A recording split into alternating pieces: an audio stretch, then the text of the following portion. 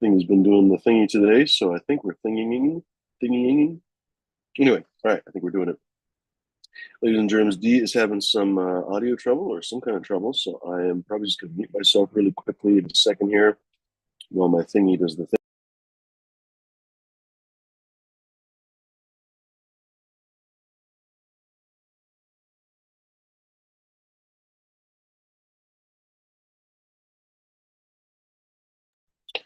Thank you for holding on. There's probably nobody watching anyway, but in the meantime, thank you folks for joining us. I'm going to eat the rest of my little Hanukkah geld here. If you guys don't know what Hanukkah geld is, it's basically this Hello. garbage. Oh, hey, D. What's going on, buddy? I'm having bad connection problems, man. I'll be back with you in a minute. Sounds good. We'll see you there, or we'll see you then. See you in a bit, D. In the meantime, welcome, Crime Rose. I think you're first in chat. Let me get the live chat thingy so that I don't know why I'm saying thingy so much. Anyway, at first this was a joke, now I'm stuck. Cheers, Crime Rose. Good to see you. Cheers, Bud Kilowatt. Crime Rose is first in chat. Congratulations. Welcome to the show, gentlemen. Let me post the link here so you guys can, I was just about to say thingy, so you guys can join us again. Here we go. Boom. There's the link. One of these days I should post the wrong link as a joke. Like, but to like a really rewarding place like I don't know, Oprah's live stream or something. That'd be amazing. Okay, now this one's not letting me freaking pin the link. What the balls? Oh, it's because I'm logged in the wrong thing. That's one of the main reasons. All right.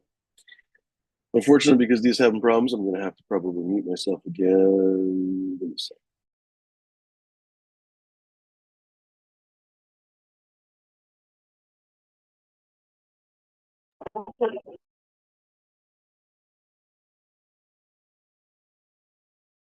There we go. Let's see. The motherfucking chat.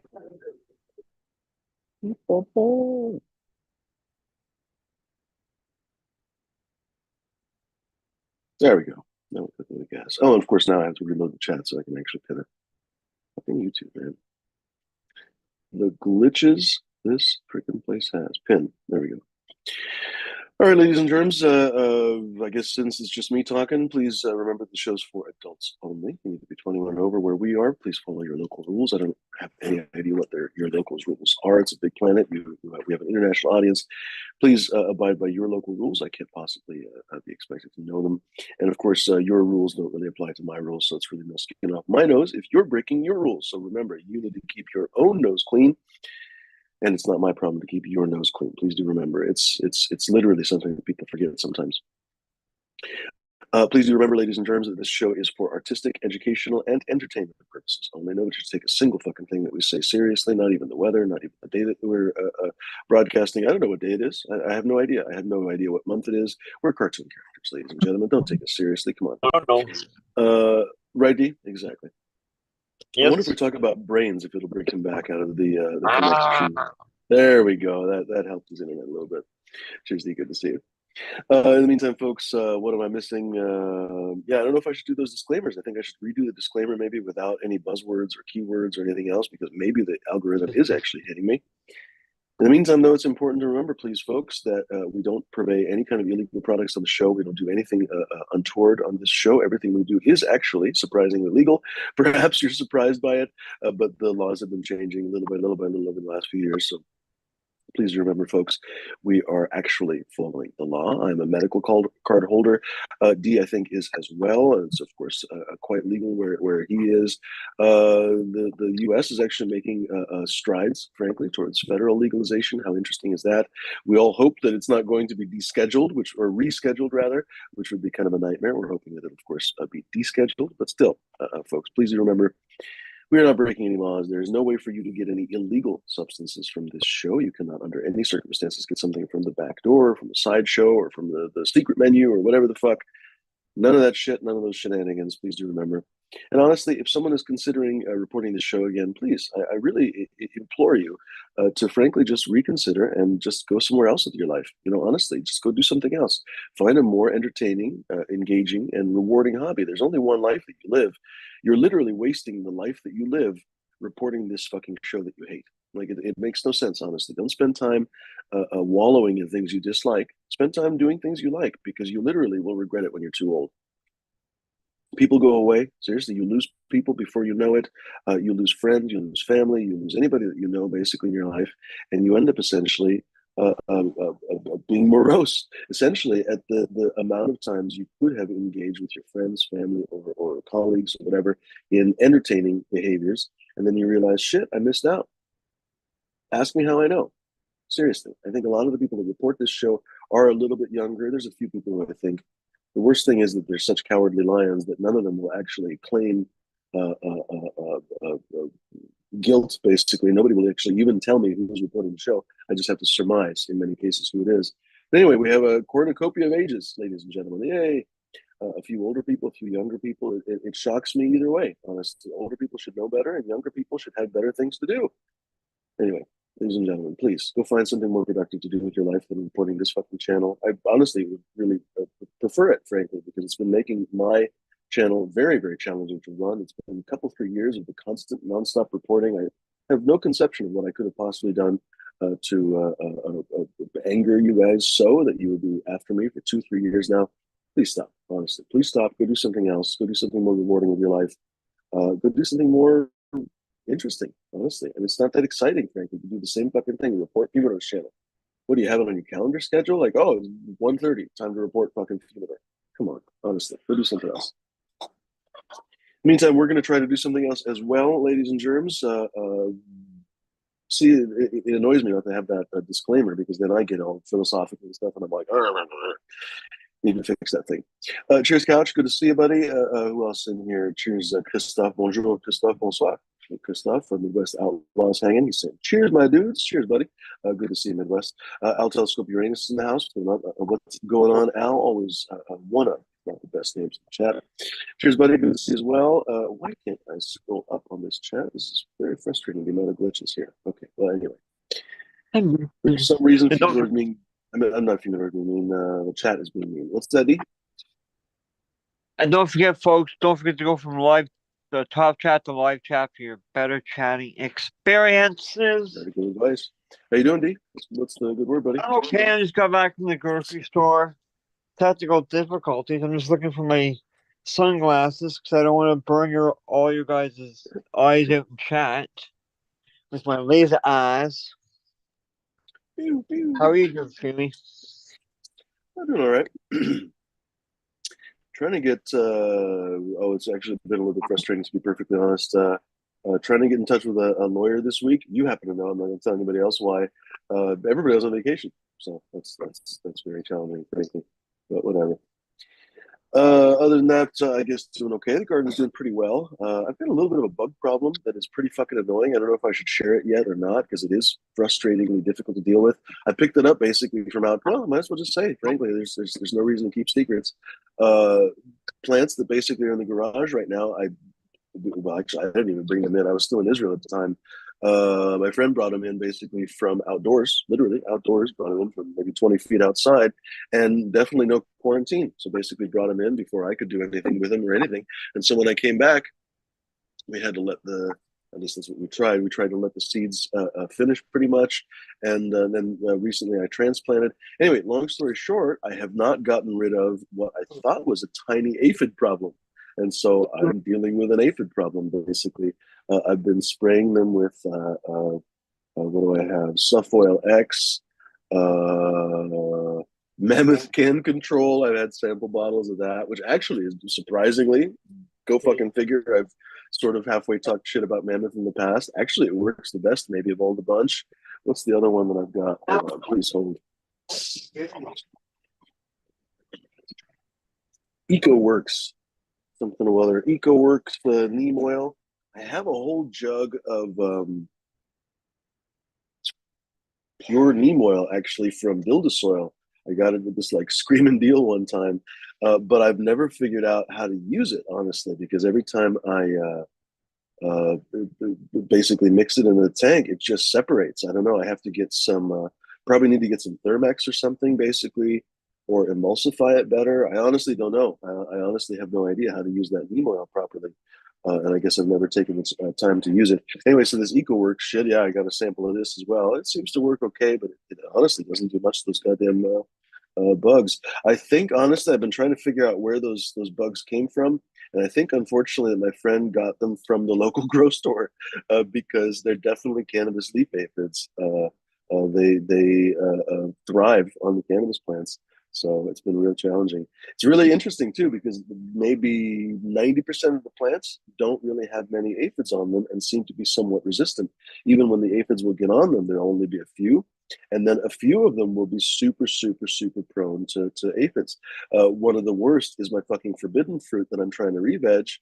I'm faced with basically the reality that I'm probably just going to have to toss this shit because seriously, I'll spray the fucker and 3 hours later there's aphids back.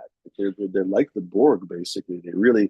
They have live births and they don't even need to have eggs. They have an egg cycle basically. So I think twice a year they have an egg cycle, but basically most of the year they give birth to live young that are themselves pregnant with future live young.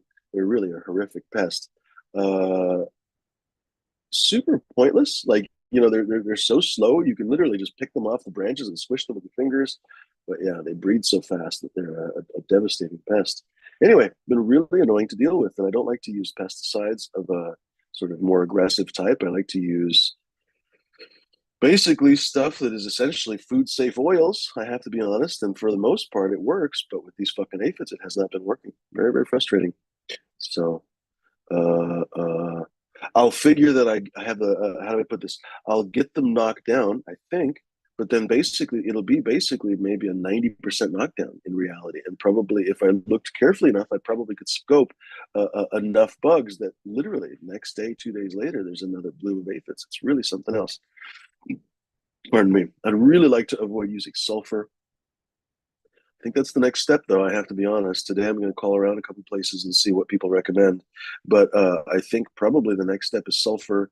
That should knock them out. That's going to make it difficult to follow up with any oils or anything. So that's kind of a method of last resort. And plus, I don't know, sulfur indoors is pretty fucking shitty. I don't mean burn sulfur because that would be real shitty, but I mean powdered sulfur. What else was I thinking about? I might go pick up some azadirachtin or something. That definitely would work. I could totally. I've been meaning to get some PFR 97 or what's the other one that people use these days. Obviously, Bovaria bassiana is pretty solid, but a lot of times people use it at PFR 97. It's a little bit different microbe. I can't remember what it's called right now. Fumisaria or something. I should remember it because it's like Fumisaria. Literally, it's like Fumosorius or something. Anyway, regardless, it fucks up bad critters. Um, there's another product that people use right now, but fuck, those products are expensive as shitballs and they go bad. So I wouldn't be able to use the whole bag. I basically just literally pay for the whole bag just to use maybe an eighth of it. Probably by the time it goes bad, it's a little frustrating. And then what else? Those are a little bit slower going. So I mean, I could definitely introduce those, but I want to get this problem knocked down. I mean, of course, that's maybe wishful thinking, but I need to leave soon. About a couple of weeks from now, I need to go down to California for a little bit, and yeah, I need those bugs to be fucking gone when I'm gone. So frustrating time. Frustrating time, ladies and gentlemen. If you have any recommendations for dealing with leaf aphids. Thankfully, I think it's only leaf aphids. Gosh, it would be such a clusterfuck if it was both leaf aphids and root aphids and shit. Holy fucking assballs. But anyway, uh, bet you anything, literally, bet you anything that I picked up, either I or my caretaker, because you never know, might have picked up literally as little as one aphid, because they're usually female. Actually, most of the year they're female. They do obviously have males, but most of the year when you encounter them, they're the round wingless form. You might encounter the winged form. The winged form, I don't think feeds, actually, weirdly enough. I think they only breed, but they might feed. I can't swear to that. Sorry, hold on. I have no idea what the fuck this is. What was I talking about? Talking about the goddamn aphids. Oh, so when you did I post the link in YouTube in the chat? Yeah, I think so. Hop on, folks. Come join us. Seriously, the show's half over almost. Come say hello. Come join us.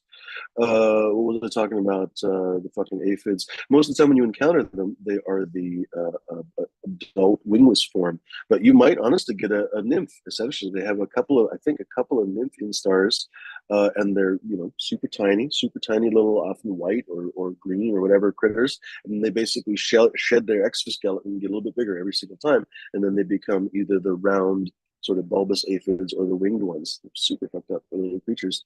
Anyway, so if you took one home, basically, you bring them back in your garden, and remember, they're pregnant with live young, and the live young is already pregnant again with basically live young. They essentially asexually reproduce, and only twice a year do aphids sexually reproduce with winged adults, basically. So in other words, when you see the winged ones, it's motherfucking fucking time, pretty much. So they're having a party, they're having an orgy.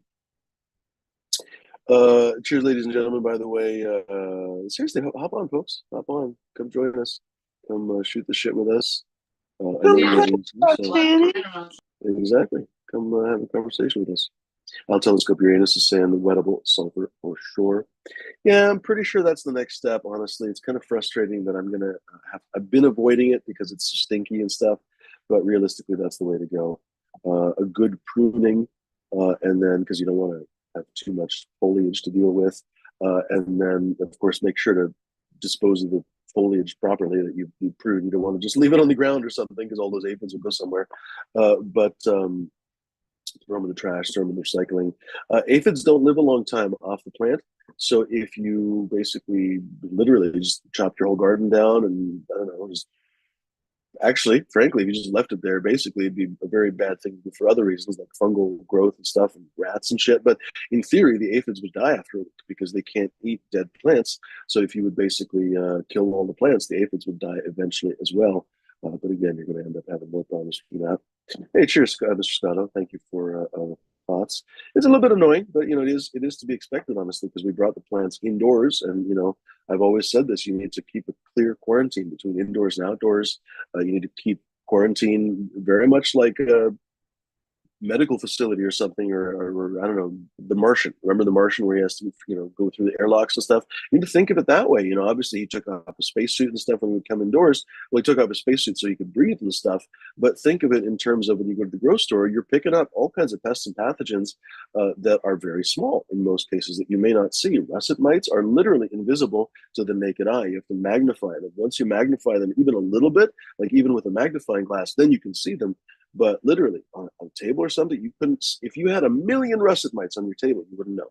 You literally would not know. You probably would not even perceive them with your finger. You might be able to see them because your fingertips are somewhat sensitive, but I think they say we can feel like we can't feel a nanometer, but we can feel. Well, I can't remember. Anyway, we can feel enough that we could probably feel a russet mite.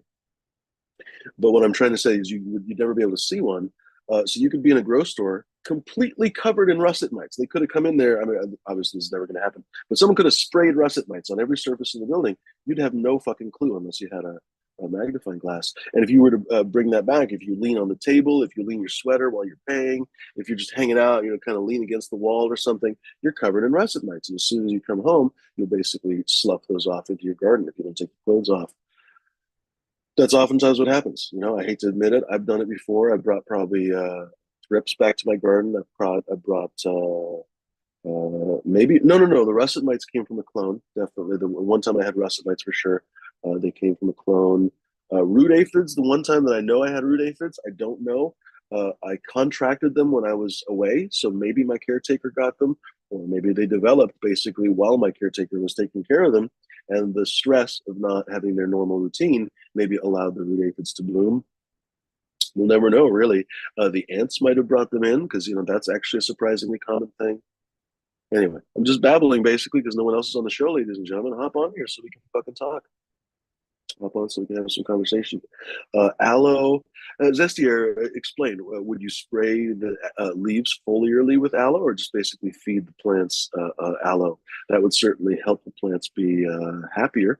I actually have a few extra aloe fronds I bought at the the Vietnamese store the other day. Um,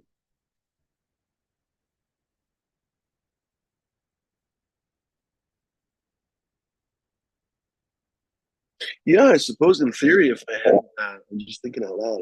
If I had that Q powder or whatever that it was all the rage a little while ago, like a super sapidin, I guess I could spray the plants, and that would probably kill a lot of bugs too. That's a thought. Maybe that's the thought of the aloe, spraying them that way.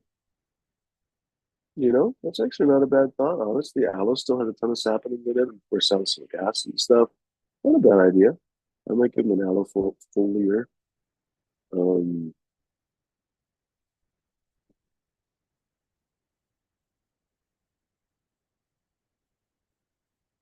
the annoying thing about that mammoth can control is, first of all, it's a little bit expensive. It's not the most expensive product, so I give them props on that because most of the time mammoth is kind of luxury priced.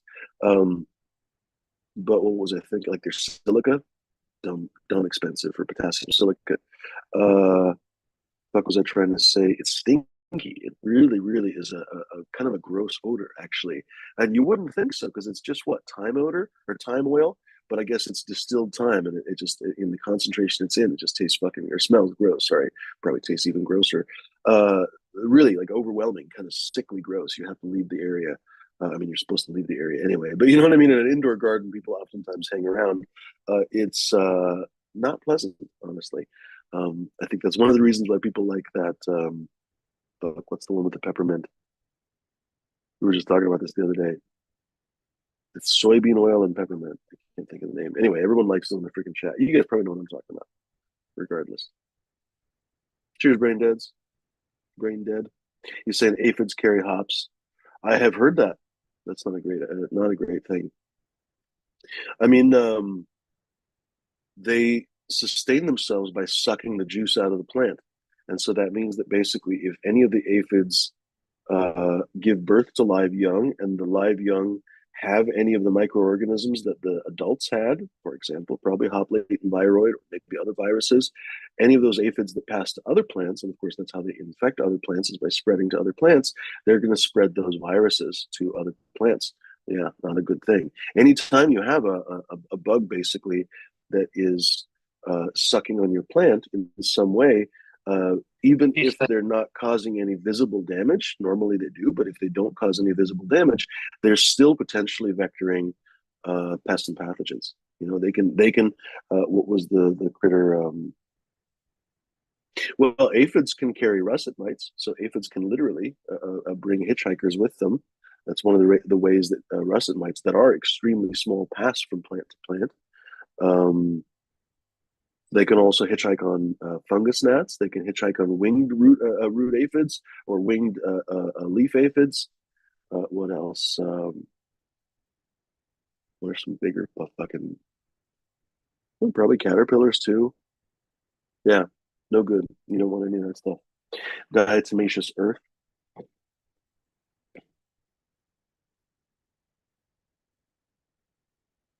I mean, maybe, but to cover the plants with diatomaceous earth, you're putting yourself at risk of a lot of basically silica powder and small particle inhalation, which can cause difficulties for you, basically, as a human being. You can potentially get silicosis and stuff because there's little tiny um, fossilized silica skeletons, basically, of diatoms, right? And so, ironically, you can give yourself silicosis like a glass maker does just from freaking inhaling that stuff. No good. Yeah, diatomaceous earth is good for some things, but anywhere where you can inhale it, no fucking good. Um, and as soon as it gets wet, it's basically just wet sand. It's kind of useless. Um, Zestier saying regarding bug spawning, an underwater submersion technique for small plants. Have a few alone. I'm sorry, have I read that right? Have a few alone plants, aloe plants probably, under the death stride of infestation. No, have a few alone plants under the death stride of infestation. Perhaps I just not read. I need to join the Derek Zoolander School for Kids that don't read good. Perhaps wee tea or with the local peroxide or wood vinegar. I don't know what that WT looks is supposed to stand for. Local peroxide or wood vinegar 1 to 1,000 kilowatt. I don't understand half the comments, Zesty.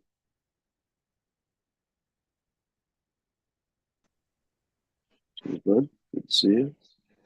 Small You know, tubes in the house. What's going on, buddy? Oh, he's saying aloe. here's Have here's aloe my plants under advice. pest attack. There you go. Was thinking of dunking them. There we go. Go ahead, bud. One with the neem oil, if you use warm water, it will help emulsify a little.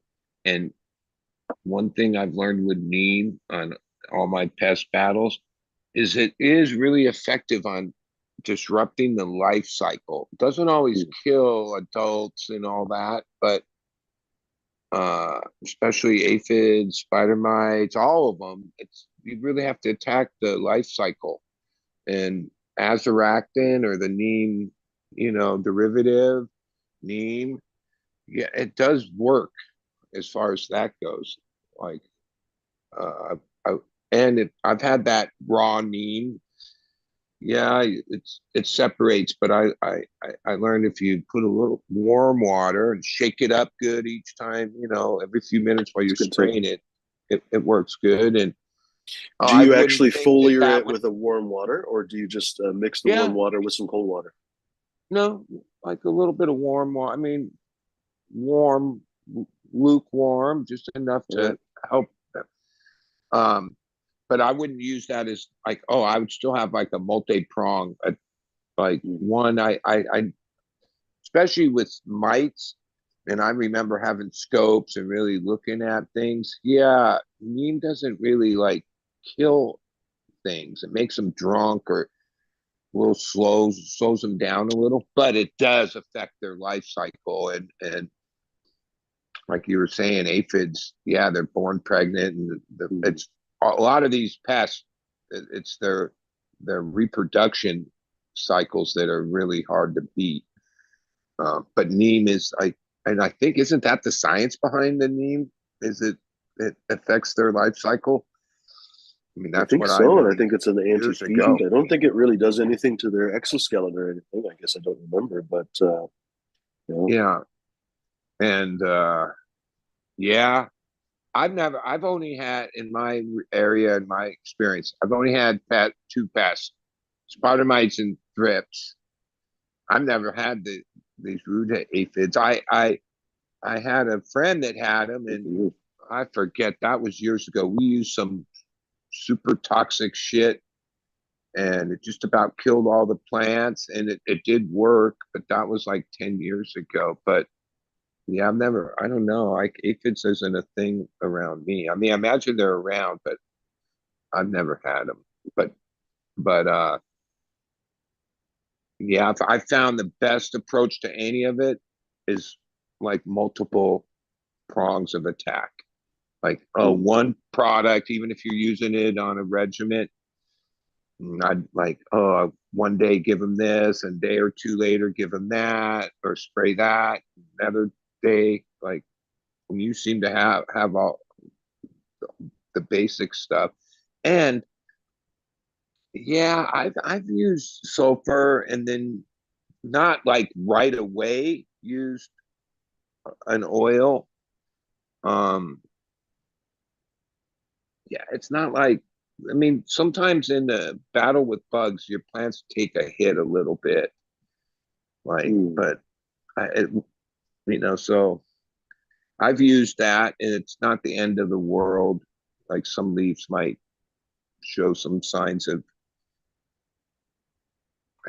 damage from the oil and the sulfur combo, but yeah, you got to do what you got to do. That's the one thing. I,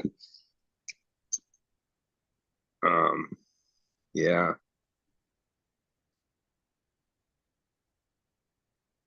We're looking at University of New Hampshire link, extension.unh.edu. We're talking about neem products usually have one of two active ingredients. Azadirachtin, one of them, is a substance derived from neem seed oil and is most responsible for killing and repelling insects. After the azadirachtin is extracted from neem oil, the remaining material is called clarified hydrophobic neem oil. Azadirachtin is only available in commercial products used to disrupt insect hormones that control growth and reproduction. Clarified hydrophobic neem oil is the active ingredient in ready-to-use neem oil sprays that can be picked up at a garden center.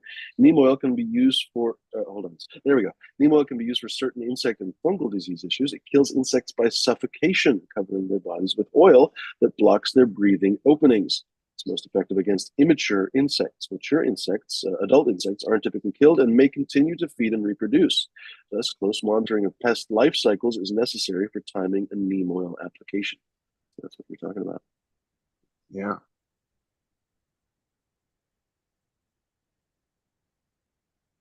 And even like drop a dish soap or Bronner's soap, that helped emulsify the raw neem oil.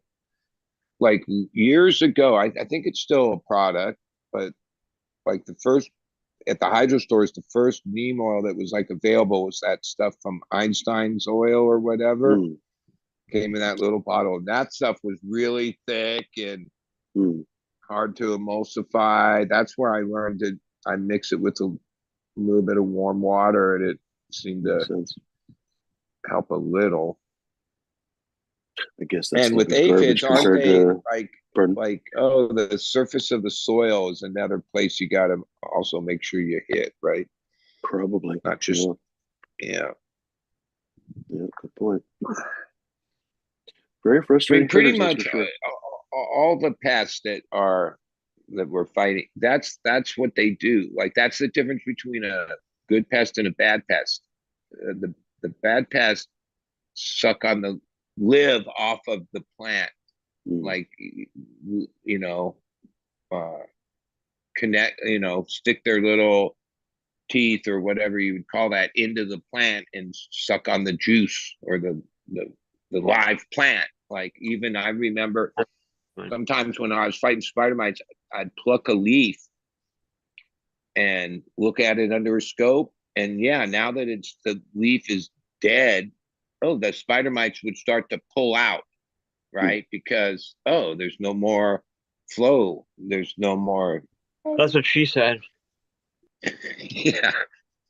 But, yeah, like pretty much every pest we deal with that, thrips, mites, aphids, all of them. The difference between those and pests that are beneficial or don't cause any harm is that I think there's a term for it. Matthew Gates would better clarify that.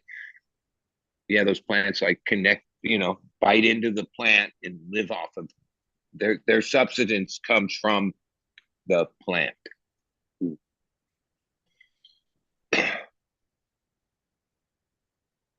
I mean, what is a good pest, honestly? Like, if it's a pest, it's a pest, basically.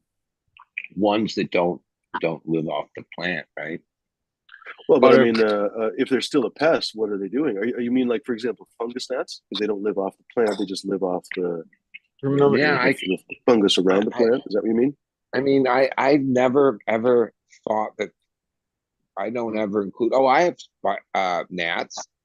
Usually, that's a sign of a little overwatering, or they're just always a couple.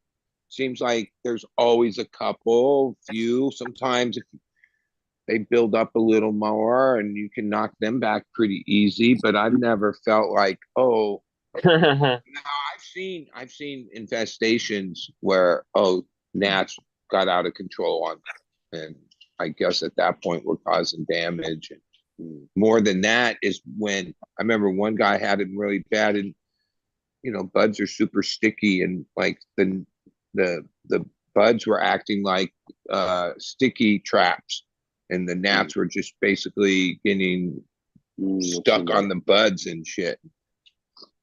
Because that, and sometimes when I've had gnats, I've used those sticky traps pretty successfully. That they'll grab them. But like if I see a few gnats, I don't ever.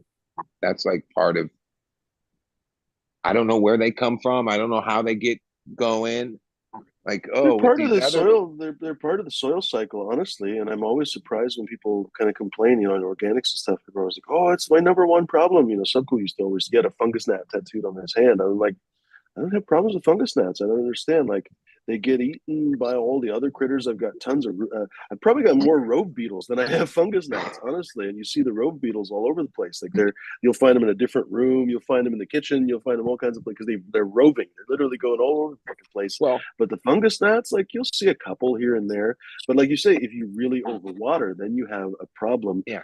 That's where you have basically, how do I put this, like swampy areas, I guess you could visualize it in your soil. And those are areas where the roots are probably dying back. And the fungus gnats could potentially start to eat all that dying root matter. But they're not actually eating the plant. They're really eating the decaying matter that, frankly, has been caused by overwatering. So the fungus gnats, I don't even think in a serious circumstance are really ever actually eating the plant. I think they're still really just eating the fungus. They're called fungus gnats, I think, for a reason. But the damage has been done. So the fungus gnats are basically a symptom of the problem and not the problem itself, really. Every time you see a fungus gnat, it's like seeing someone coughing from a cold. The cough is not the problem. The cold is the problem. And the fungus gnats are the sign of that problem. Go ahead. Well, in my experiences in rock wool, so like, 100% rock wool operation, and fungus gnats somehow appear, which I know they're not coming from the rock wool, but rock wool, if you overwater it, will get fungus on top. It'll turn kind of green and fungus, and yeah, that's when the fungus gnats somehow appear. It's almost like a weird thing. I don't know the science behind it, but like all the other pests we're talking about, you can trace back to like, I brought an infected plant in. I picked it up at the hydro store. Whatever happened, right? Fungus gnats, in my experience, yeah, somehow it's just part of having grow. I don't indoor grow. They'll just appear, and yeah, they're not. I guess, yeah, everything when it gets out of control is detrimental. So, and rock wool, it's really easy to overwater. Like, it's really easy to overwater rock wool. Which, yeah, as soon as you do, you'll start to get that fungus growth on top of the cube, and then fungus gnats will, and that's where they eat. And they have their little larvae. I've seen those little larvae. Because sometimes when when I'm fighting them back, the main spot I do is I spray the top of the cubes, and then you need a scope, but if you look close on the top of the cubes after you spray, these little larvae, that's their larvae. That's like right on the surface, basically living in the fungus. And speaking of aphids and fungus gnats and everything else, thankfully this was not my flower, but this is what's going to be my flower in the next couple of months when I get rid of these fucking aphids, honestly, because what happens is you can't get rid of them, and then they multiply and they get in your flower, and in the best case scenario, you have a beautiful looking flower like this that is covered in fucking aphids, both alive and dead. So this was, I guess, a couple of years ago now, honestly. Guy that I have gone over to his house a few times, pretty good gardener. Actually, I guess he's moved now. I think he's in Southern Oregon now doing hash making. Anyway, he used to live in Portland, have a beautiful outdoor garden. Yeah, he invited me over to take some photos, and I set up all my gear and everything. And before I knew it, I had everything set up, like completely set up. And he brought me these flowers that have like active fucking root aphids. I can't remember if he had a root aphids, but he definitely had winged leaf aphids. That's for sure. Anyway, I freaked out a little bit because I was like, "Fuck! I have to sterilize all my camera gear and everything else." Anyway, whatever. But took some great photos. I can't remember if this was not Mac 1. I want to say maybe this was Wedding Cake. I can't remember exactly which one this was. I think this one maybe was Wedding Cake. Christ. Really another photo. Fucking cat. Sorry, guys. I got this cat going crazy behind me. Let's zoom in. Nice looking flower until you zoom in and see all the goddamn bugs. Guess you can't see them as many on this one, but you can see some. There's some out of focus. You can see some kind of out of focus there. There's some stuck in there. So if you were to sell this, people would be like, "The fuck? There's bugs all over it." And so basically, you have to pay somebody a fortune to trim it properly. I think he ended up turning it all to even hash. if you do all that, like get a scope, and what you realize is that everything poops, right? Like, you know, like, and like even a spider mite poop is way smaller than a spider mite, which is like you need a scope to be able to see basically too. But everything poops. So yeah, like over the decades, I imagine between insect legs, little particles of wings, or poop. Yeah, we've smoked plenty of that, like especially in the old days before we knew so much. That was just part of field agriculture. There's bugs and poop on it things. Speaking of old days and stuff like that, me and Mrs. B were talking about earlier about how people used to make wine too. They used to stomp on the grapes in their their feet, which is pretty gross, I find. Well, I imagine that somebody that periodically used their feet to stomp on wine had pretty, like, even if their feet weren't all that clean when they started, uh that would probably be pretty good to keep your feet like healthy, keep like uh yeah, like probably as like a cleaning agent for your feet. But yeah, that would end up in the wine, I guess. But Yeah, I I guess wouldn't want. that's The most disgusting thing is that the yeast that fermented the fucking wine probably came from the people's feet. By the way, here's yeah. two root aphids making the peace with two backs. Or not root aphids, leaf aphids. Actually, I don't know. They could be either one. They could be leaf or root aphids. I'm not Don't forget the skin particles too. a Oh, bugologist. yeah. Yeah, that's one thing that I was going to say with the other picture. Like every time you see pictures of little root aphids and stuff, there's always shit stuck to them. Like anytime you see bugs of any kind, there's really just like stuff stuck to them that they're walking around with. And the reality is that that's dust, bacteria, you name it, essentially, or insect poop potentially too. Like seriously, like they're not super. They don't have insect bathrooms. They don't get to go and wash up. Basically, they get covered in poop like a cow does, pretty much, and they're just dragging that around all over your flour, all over your stuff. Yeah. Don't they say that a lot of face infections, acnes and stuff, are basically from facial mites pooping in your skin, something like that? Yeah, these fuckers are That's pretty gross. terrible, Yeah, isn't it? like it's like 10 years ago when I still have scopes and stuff, but I was like obsessed. I was looking at things under scopes. And yeah, when you start really looking at things under scopes, you start to see a lot of lot of specks of stuff. Yeah, dust. There's this, and then you realize, oh, that's all around us. Like, what do they say? Like on our body, on our skin, there's all, like you were saying, there's all kinds of mites and different things. It's just part of um, life, right? Mm-hmm. Yeah. Says here saying, Bud Kilowatt quote of the day: "Get a scope and realize everything poops." That'd make a good T-shirt. Cheers, everyone in the chat, by the way. Like D always says, lurkers, non-lurkers, hop on, folks. We have a little bit left in the show. Let's say we can call this last call, I suppose. We got maybe about a half hour left in the show, a little bit less. Maybe about a time for a joint or so. Hop on, folks. Join us for a little conversation. Tell us about your garden. Tell us about what you're popping seeds about, whatever. In terms. What's that, D? Oh, I was talking to a cat. The microbiome, or in your mom's case, the macrobiome, because she's so fat.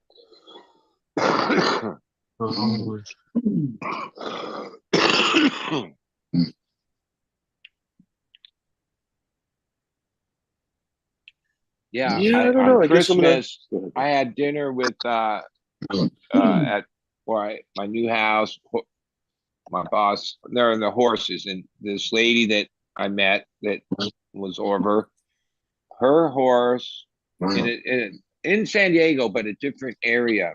And yeah, I did pull it up. She was in the newspaper because her horse died of, I'm not, I can't remember the actual thing, but it's carried by flies. And well, this was the first case of it documented in the United States since 1982, right? Oh, But previous to that, it had uh, been around and did damage. And there's things. Oh, that's why you keep horses uh, and with nets on their face to keep the flies out of their eyes, and horses' tails basically to swat the flies away. Their flies are part of it. Flies are all over their poop. But yeah, and her area, and then they quarantined a bunch of feather horses, and they put some down because they found like an outbreak of this rare disease or whatever it was, what be considered. But yeah, it was like passed on by flies.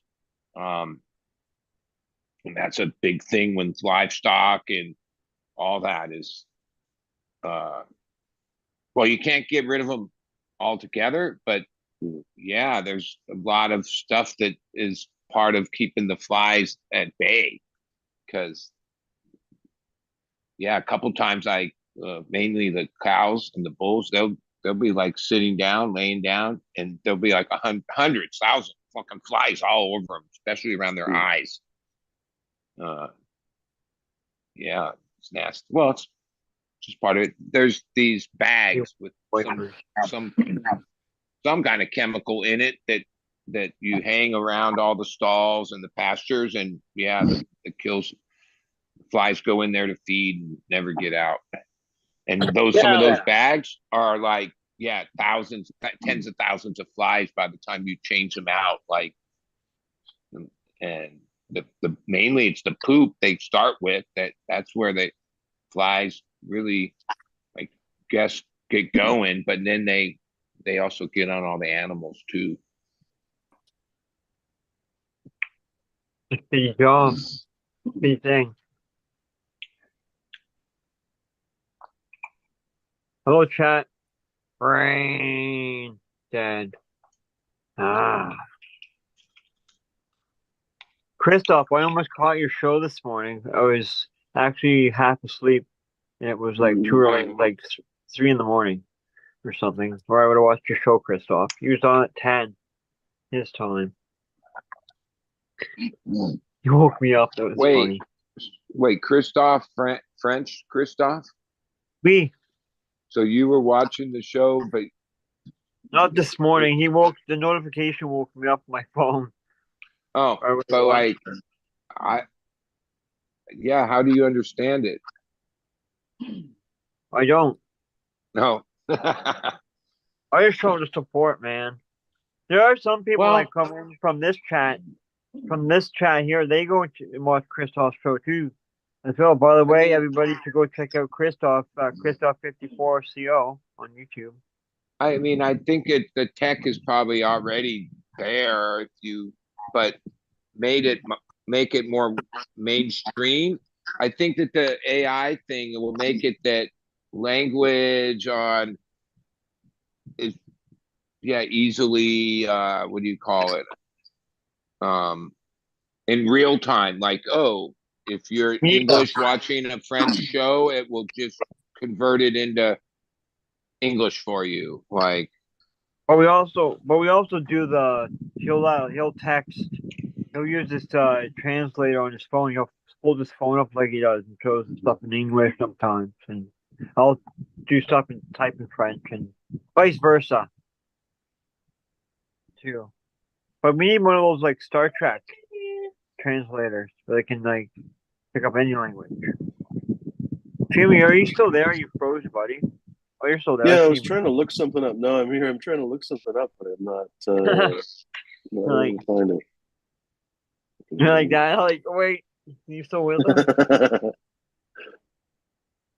This just got the same brains. Yeah. I guess nobody else is gonna hop on here. Hop on, folks. What the shit? Yeah. Where's Ryan? He's in the chat. Exactly. And when he says that Christoph has more YouTube followers than he does, and I can imagine if your YouTube has your humor part of it, then there's probably a portion of people that your humor is a little too much for. He probably has more followers than I do too. I'm gonna be surprised. Hey, this is just one thing I noticed. I don't have YouTube, but I have Instagram, and I'm like right around 1,800 followers. Well, months ago, I like scrolled down the list, and I think 1,800. There might be a total of 10 women, and six of them I actually know who they are. Like they're friends of mine, right? But like just through cannabis, however I attracted to 1,800, which are mainly whatever. It's all guys. I'm like, holy moly, this is all guys. Like, and that's something's wrong with the cannabis thing because, like they say, I mean, women are half the consumers of cannabis. Maybe not half the growers of cannabis, obviously, but I think it like I've always had a thing that for this to be a cannabis to be more healthy of a community, we like need to yeah support the women in the game, not hit on them and think that's like that, which is like hey, that's also part of life. But like I think that's one of the reasons. Oh, there's a lot of women out there that are cannabis enthusiasts, but Oh, baby boy. I've learned most women don't like to be in situations where it's predominantly a male orientated thing. And there are some girls that like, have no problem with that. But for the most part, Oh. women like to be in an environment that's more equal amount of people, women and men. Like the one guy, Gotham Chess, he's one of the best content providers. Yeah, I guess it's real stats. They say that there's between 2 and 400 million people around the world that consume some kind of chess content online weekly, not daily, but weekly. As much as big as chess is, I know there's more cannabis people than chess. But like we don't have anywhere those kind of numbers. I'm always surprised, like on all the cannabis content, which some of it's really top notch, is as good a quality as other content from other things. Yeah, that like even this morning, the big Blitz tournament is on its second day, and I watched this one guy, and his thing was only been up for 1 hour. But he already had like 15. While I was watching it, the views went from 15,000 to over 16,000 in like 20 minutes. Like people, yeah, people consume.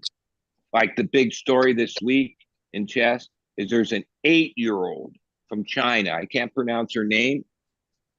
So female that is beating people with ratings 500 points higher than her, like international grandmasters, top women that have decades of experience. Some 8-year old is playing chess at that level. It's crazy from China.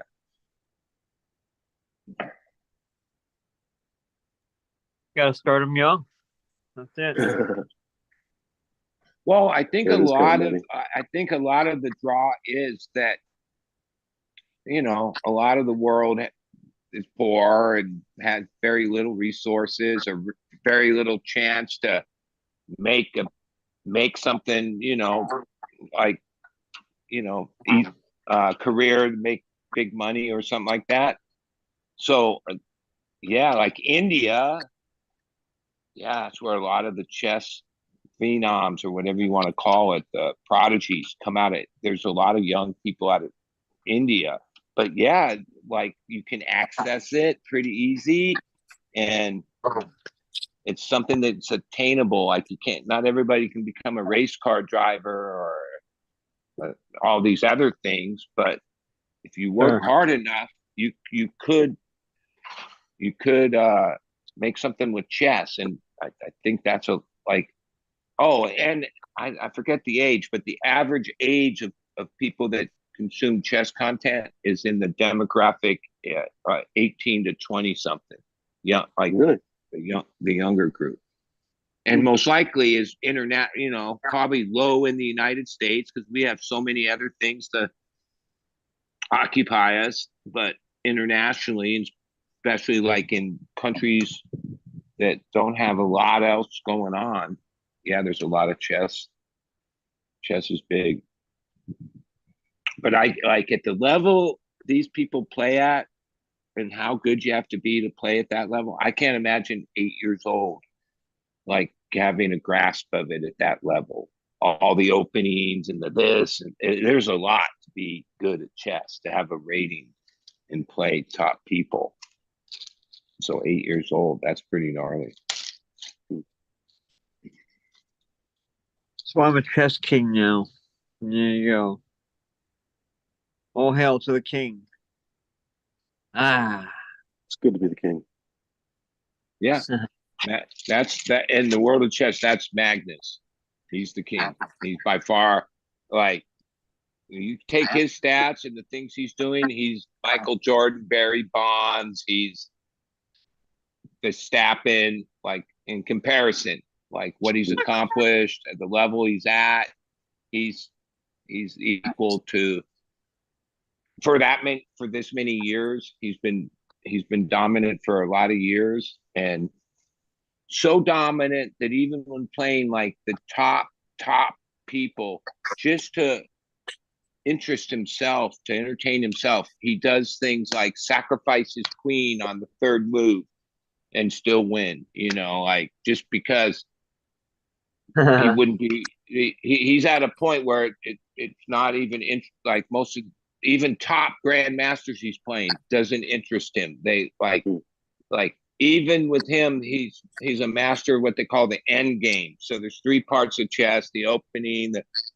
then the foundational part in the middle, and then there's a point in the game for both people realize, okay, we're in the end game, which is a part of it.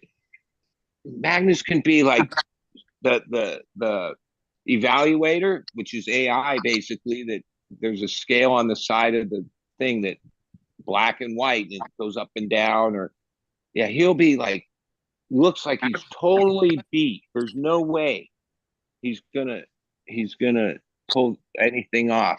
And then he gets to the end game and he's like a pawn down and already gave up his queen and boom. He's like he's gnarly. He's like he's when if you watch him play, you're like, oh man, this guy's gnarly, man. He'll think you got him. He'll let you think you got him. Just to entertain himself. Fuck. Like, oh, he could just play this other way, which he does, where he just annihilates everybody, but with his opening and everything. But he's at a stage last year or so where he's to challenge himself. He like puts himself in these positions and then still gets out of them. Right. Like playing with one hand tied behind his back. Yeah, that's basically it. And yeah, and to see someone at that stage, like I've only been following chess a couple years, like I maybe not even that long, but like yeah, you're witnessing. I don't know. I guess there's always been somebody Fisher, and then I forget a lot of their names, but Magnus has been the top guy now for at least a decade. Oh, he's on a level above every like maybe there'll be someone that can surpass him. And even in chess, like the one thing that really baffles me is it's not a physical game in any way, right? But women and men are not on equal footing. Like men play a gnarlier game of chess, and the masters there, the women aren't as good as them. Not there hasn't been even one where I'm thinking Well, why is that? Like, I get it. Well, in a lot of sports, it's a physical thing, or in competitions. But chess, it should be, it's just brain against brain, right? But Ah, uh, yeah, women are not on equal footing as far as like they have their own category, women's chess and men's chess, but it's never like, oh, the top woman's going to play the top man, and oh, it's going to be an equal game. No, it Yeah, I just wonder why seems that odd. is. I mean, that goes into like, and this has been ongoing. Chess has been part of our history for thousands of years. Yeah, like it doesn't take like, yeah, they all go through the same thing. They start as kids. Oh, they start when they're 3 years old. Um, how that hasn't developed to where it's equal footing. Like, oh well, it's a mental game. Why is men dominant over women? It seems odd, Hmm. especially in today's world where you think, oh, some lady would want to prove that not true, but no, even the top women, no, they're not at the same level as the top guys. They're good, they're badass, but not at the top level. Their ratings are, they have the same rating, they can have the same number of rating, but that doesn't mean they can play against a guy equally. Yeah, I wonder why that is. Well, that's like some of the chess guys, because a couple of the main guys, Hikaru and uh, this guy Levy, who does Gotham chess, they've retired, or they still play a little, like in the tournament, or they're not professional chess players anymore. They're professional content creators, right?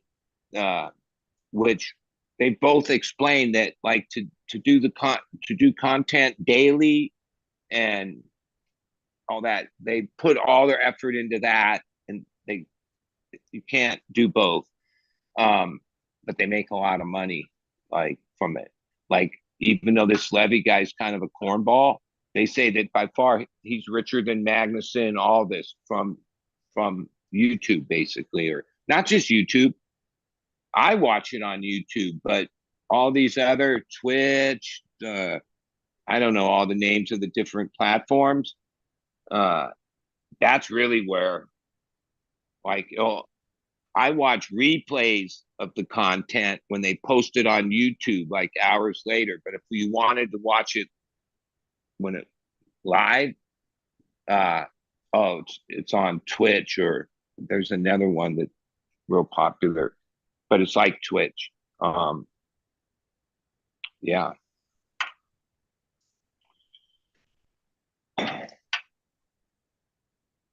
I've realized years ago, I love competition. I love, it doesn't matter what it is, sport, big name sport, all the way down to chess, or anything that's competitive. Even I realized that that was one of the hooks in reality TV, like when they would have logging, or even the crab show, or any of them. It was always a competition too, like who caught the most, or who did whatever. Like, there was, oh, at the end of the season, somebody was declared the winner. Like, oh, without that element of competition, I don't know if those shows would have been so successful. no. Because, like, people do, yeah, there is something about competition that is attractive. Even just watching other people compete. Especially, Bud, you're you talk.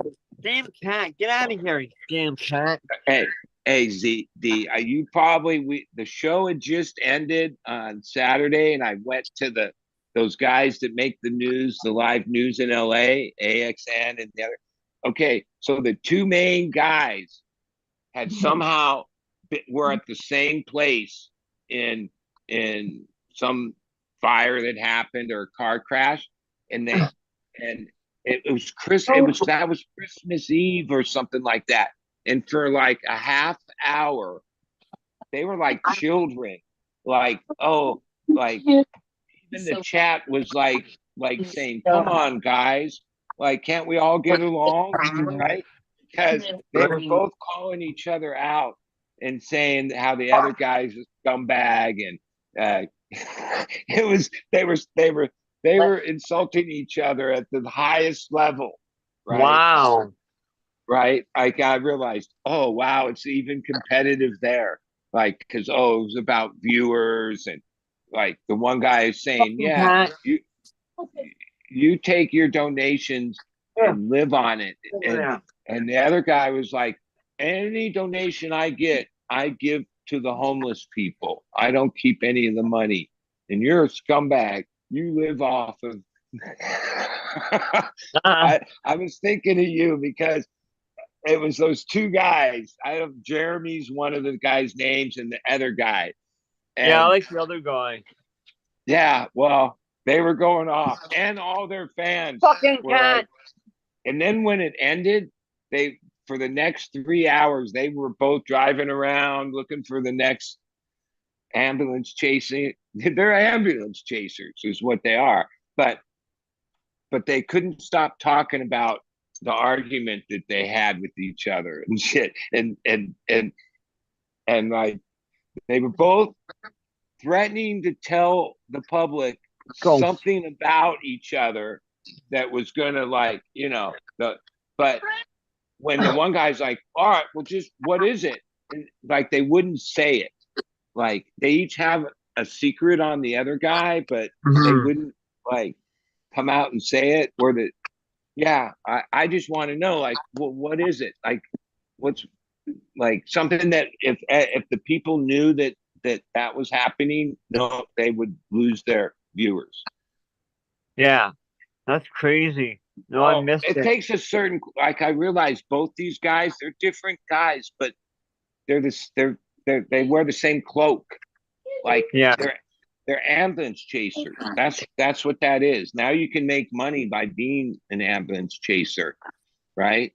But Well, I do it know takes the a one. certain kind of people to do that, and that's the people that do those like real news or whatever they're trying. Oh, and a lot of it gets into like who sold what clip, because like that's how they really make money is if one of their clips get bought by the news. And oh, there's the local news that probably pays a little bit, and then there's the national news. And that one time when the fire burned the freeway a month ago, Yeah. oh, one guy sold this clip, and yeah, that's part of the argument in these guys were having. But it was almost like they were going to go to blows, except that both their hands were occupied filming each other, like because that's the way they are. Like they were documenting the argument. And Yeah, oh, yeah. of course I pulled up the other channel and had both channels going, and yeah, it was funny. You wouldn't have believed the shit they were saying about each other. That's crazy. I'm gonna have to go back and check that out. Yeah, and it was on the holiday night where it's like, oh wow, out of all nights, you guys are gonna do this tonight. But they did. Yeah, that's crazy. But they what I was saying is it looked like they were gonna fight, or like the verbal thing was like, all right, well we're gonna fight, except that they both their hands like they have a light in one hand and the camera in the other hand. Yeah. Cheers, chat. Yeah, that's some crazy shit. I'll have to go back and check it out. Well, even in that, it's that gets back to the competitiveness. Like competitive is like, yeah, it's part of human nature, right? Yeah. I mean, at this point, I guess it's competitive over amount of views or subscribers you have. Anything like whatever it is will make it a competition. It's just what happens. Well, I do know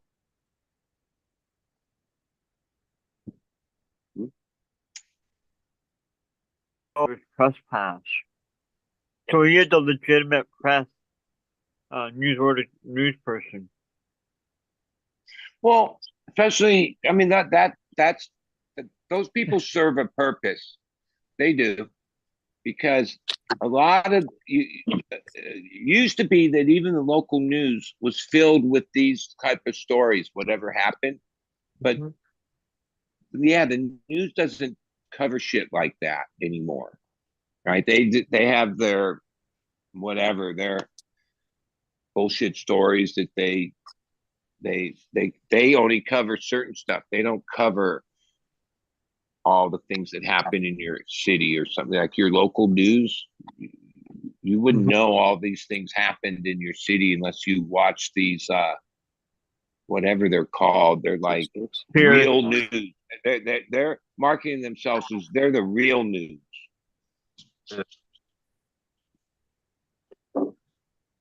Hardcore's asking, do you need to have a paid subscription to Zoom to have the background image? I assume you just mean any custom background image. No, Hardcore, I don't think so. I think you can change your background. Well, I can't swear to that, but I think you can change your background image even if you don't have a paid account. Just go into, what is it? Video settings. Basically, click on your little stop video thing. There's a little pop up. You probably know what I'm talking about. Go to video settings and nope, that's not it at all. Never mind. we were Change wobble. the background. We were wobble. There we go. You go down to settings, just regular settings, and you choose. Oh, you can literally just go. Sorry, I should have looked at the further pop-ups. Go to video setting or just settings, and then click the little arrow by stop video basically, and it opens up your video settings. Scroll up a little bit to choose virtual background. And so, for example, I can pick this one. I can pick that one. Those are included. That one. There's even the video Oh, yeah, that's Aurora pretty. Borealis. And I used to have a bunch of photos saved of my own, but for some reason they always reset every time the Zoom updates, which is very frustrating. Anyway, Yeah, that's the one I have right now. So you yeah. see That that over last here in up, the background. that that last update was a bitch for these my photos too. And I had that Stupid. one. I'm gonna have to retake the photo. I guess it's the picture Hmm. of your card. It's Oh, I this can even one. send you one, I think. It's Well, that one here, but it was like a perfectly. It was farther back, so you can see everything. I don't know what happened, so let's retake it. okay, I don't have it on this computer. I might have it on the other Gee, one. how cold is it today? Let me look. It's not too bad. It's All actually right, let's hear decent. what Not. not too bad is. It is. I'm just bringing up the app. 8. It's 8 Celsius, which is. Give me a minute. Which is where the fuck 46 Fahrenheit. Okay, 46.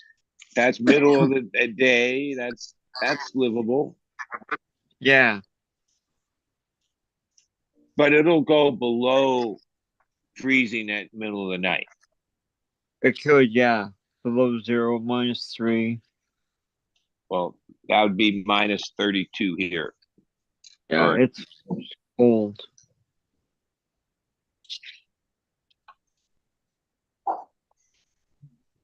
Cheers, hardcore.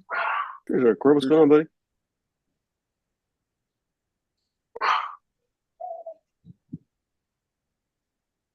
Hardcore, did you see my, do I have it open here? Did you see my steampunk samurai Tyrannosaurus?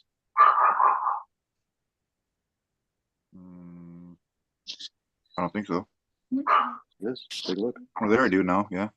That's one of them that I liked.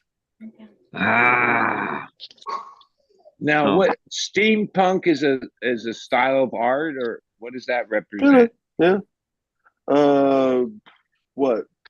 Like, not techno-futurism, but basically the opposite, like anarcho. No, what It's like would a you lot call of that, Ryan? gears and pistons Yeah, and it's like copper. retro futurism, I guess you could call it. Yeah. Yeah, I like some of that. Those that kind of. I realized that when you showed both of you guys showed some images that I guess were steampunk. I was like, yeah, I kind of like that It's like a lot of style. gears and steam driven. I don't know. Well, it's like taking a modern thing and like putting it through the industrial, like it reminds me of the industrial age or something, right? Semi gears and steam and shit like that. Yeah. Belts. I remember seeing some show about an old factory that they were like disassembling or some shit, but it showed how it had this one uh, motor thing, and then all the different things were on belts, these long belts that would go all the way around the fucking factory and shit. And I was thinking, God, that had to have been crazy. All these belts driving all the different mechanisms everywhere. But that's how we did it so many years ago. Well, I can even stick the tongue out.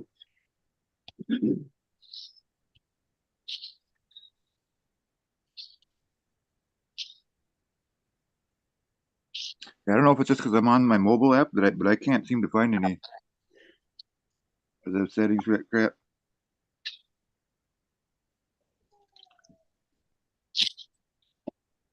There we go. Moo.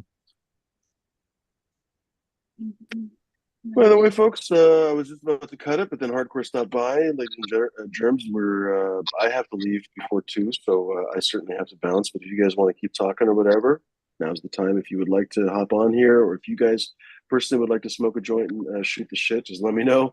Otherwise, we might wrap this thing up. What do you guys figure? But it's just about to smoke a joint, so you never know. No, I'm actually rolling joints for my afternoon. Right on. So, yeah. I love it. Pre-game of the joints. Well, so what do you guys figure? We can bounce. What do you want to do? Yeah, no, I'm cool. I don't need to stick around. I just wanted to see if we could access some settings or not. Right on. Yeah, a lot of Smash must be busy. Captain must be at weird hour. It's free. Yeah, it's 4:20. I'm not It's sure who else 4:26 in the didn't morning. show. It's 4 in the morning for Captain. Well, some excuse.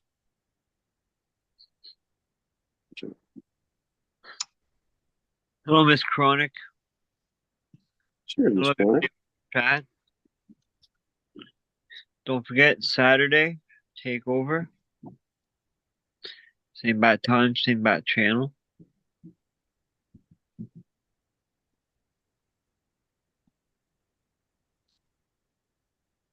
Yeah, it was on Christmas, so it's 2 days ago. I have like marble stairs that go downstairs, and I've almost slipped wearing socks over the years a couple times, and my house shoes were right there. I remember when I was thinking, oh, I got to go get something downstairs to put them on. I was like, and I walked down there with my socks on. It was the 4th step from the bottom. Oh fuck! I went shoot and caught myself. It was a pretty like abrupt fall, but caught myself with my right arm behind me, like instincts just put it out there. And I remember like right at the time thinking, oh my God, I broke my shoulder. I dislocated my shoulder when I first gathered myself up to realize, all right, I'm all right. And yeah, definitely hurt. I guess it's called the rotator cup or something like that. And so first day, all right, I knew I was hurt. And then yesterday, I was favoring it. And it does seem like I told myself if it doesn't start getting better right away, like each morning, I'll go to the doctor.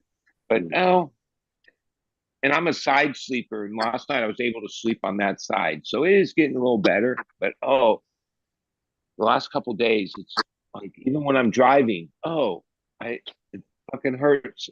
Getting just little movements. Like it's my right hand. I always open and close the window behind me.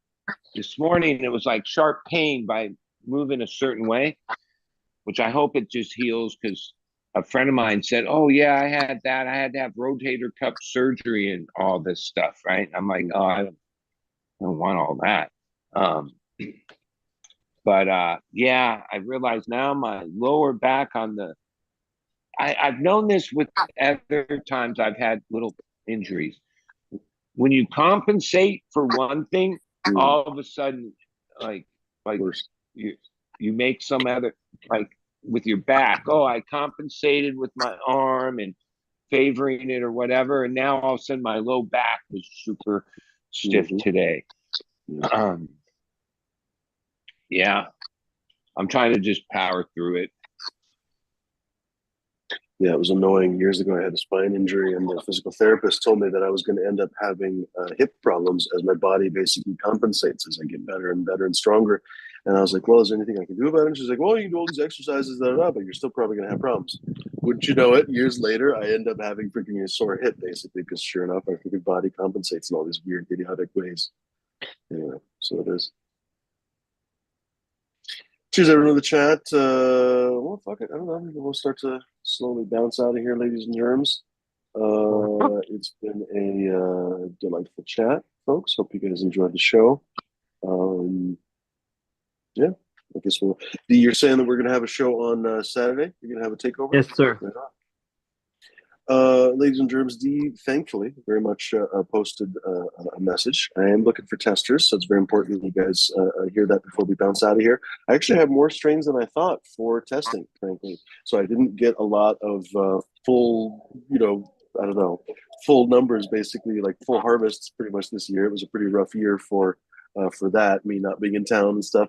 But I did get enough seeds for some testers. So, ladies and germs, I have a few more testers than I even told you about before. I've got Super Boof by JTR. I've got Pine Soul by JTR. I love that Pine Soul. I absolutely love it. I think either Bodhi or Green Bodhi. I've looked it up a few times. I think both of them have worked with the same strain and seemingly nailed it down a little bit. So maybe both of them have some rights to the naming of that one. Anyway, delightful strain on that one. The Super Boof, I go back and forth on that one all the time. I'm like, oh, it's not as good as Morgana, or oh, it's really nice, or da da da da da. Anyway, whatever. I'm enjoying the Super Boof in the end.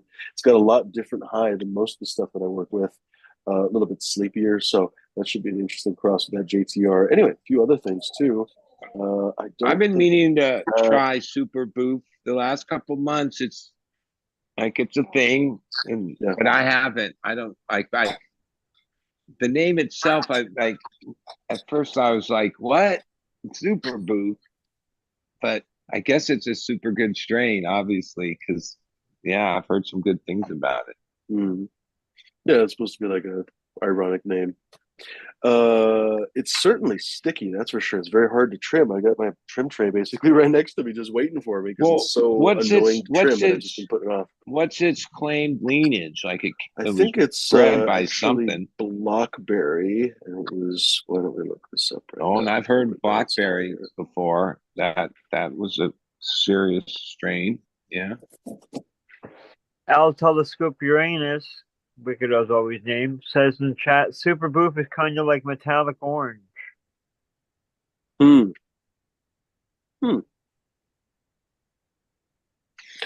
It is definitely Black Cherry Punch and Tropicana Cookies. There you go. Just the orange. Yep. The Black Cherry Punch is Black Cherry Pie by Purple Punch. The Tropicana Cookies is an F2. Tropicana Cookies by Tropicana Cookies. And that was originally Girl Scout Cookies by Tangy. I'll give myself some of that right now. Wow. Yeah, I'm gonna have to grow it again. I'm gonna have to probably pick up that clone again and grow it again. Yeah, that was unfortunately one of the ones that I lost. It's maybe been a year. I don't grow any anymore, and I haven't smoked any lemon, lime, orange. I don't like those, and I've decided for me personally, I don't like those, and I don't like the high from it. So, a couple people that my patients, they've asked me like, oh, what happened to this one or that one? Because some people really like that stuff. But for me personally, I realized I don't like it. Oh, it tastes great. No question. but I don't like the high it gives me. It's not the high I like. Hmm. And it seems like all the citrus kind of has Yeah. that. Interesting. Hey, there's Captain. Hey, Cap. Cheers, Cap. Cheers. I totally agree with you. Me and citrus just don't get along. Huh. I Okay, I have a gotta- friend. I have a friend that can't trim Jack Herrera because the oils get into his skin, and he becomes an asshole when he's trimming. Wow. Well, and where it really became apparent to me that I don't like the highs from it was the dabs, which there's a share of dabs that are orange or citrus or whatnot. And even like I have no science, it's just what my thinking. I believe in sometime in the future, there's going to be a report or a study that says, yeah, terpenes are good. These like at like a certain level, your body is good for them. But with the dab culture where and even the weed culture, we're starting to push terpenes to, higher and higher levels that, yeah, like especially dabbers who are, dab all day long. Yeah, they're gonna say that like the excess amount of terpenes you're consuming actually isn't good. And maybe not all terpenes, but one terpene that probably will fit into that is that limonene, right? Limonene is how you say it. That's the citrus one for the most part. Limonene.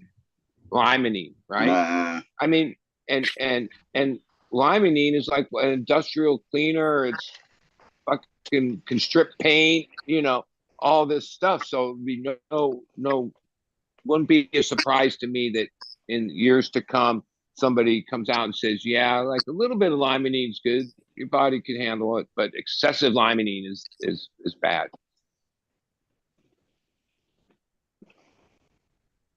Because almost Yeah, like with anything, like there's a threshold with anything that you, even things that are good, if you take too much of it, it's bad. And I think terpenes are and some of them, not all of them, might fit into that category where, yeah, like consuming a lot of limonene or whatever on a daily basis for years might not be good for you. Now, this is just some bullshit, I think, but maybe I'm right. Wow. Oh, I spelled it wrong. Oh well. Let me type. That jar of sour diesel just gets danker and danker every time I open it. I was just going to say, both the OG, which was what I was going to say.